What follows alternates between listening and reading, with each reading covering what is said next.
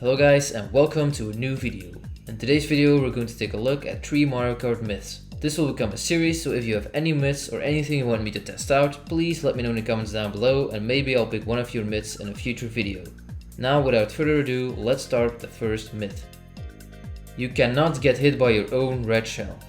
So as we all know, a red shell goes after a player driving directly in front of you. But the question that we want to find an answer to here is it in some way possible to get hit by a red shell that you fired yourself? There were a few methods that I wanted to try to find this out. The first method I tried was to fire a red shell when facing the wrong direction. I thought that by doing it this way, the shell would immediately just turn around and hit me in the face, but it didn't. Instead it just skirted around me and went after another player. So I had to try something else. The second method I thought of was to find a way to get in front of my own red shell. At first I thought it wasn't going to work because, as we all know, a red shell travels way faster than a player, which makes it impossible to fire it and catch up with it. But after a little bit of testing, I found a way to actually do this. If you fire a red shell directly in front of a shortcut and then take that shortcut by using a mushroom, it is possible to get in front of that shell. So the first thing I had to do is find a shortcut that was appropriate enough to test this out. There were a couple, but I chose for this shortcut in Piranha Plant Pipeway. Now the only thing I had to do is get myself a red shell and a mushroom. This was already a pain in the backside because not only I had to actually get the items, I had to get them in the right order, so the red shell first and then the mushroom. And if I actually got the items, I had to be lucky enough not to be struck by lightning or get them stolen by a stupid boo, which happens quite a lot of times. So if I was lucky enough and all of this worked out, I could finally put it to the test.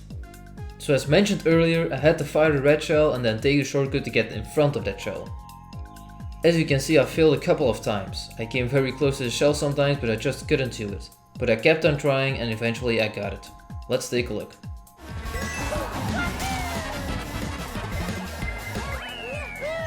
As you can clearly see, the red shell doesn't hit me. It just goes through me as if I don't exist. It took me a while to test this out, but it was definitely worth it. Myth confirmed. Let's continue to the second myth. You have to cross the entire finish line to actually finish the race. This one was rather easy to test out. The only thing I had to do is drive to the finish line and cross it as slow as I could.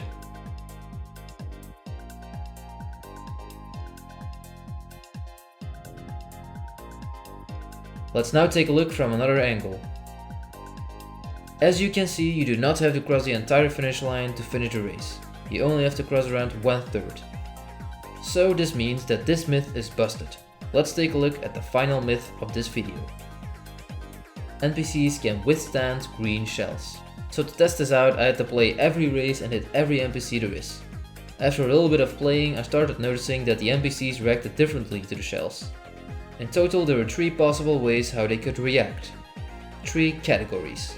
The NPCs in the first category didn't survive a hit from a green shell. They died, but later on they respawned, like this Pokey in Dry Desert,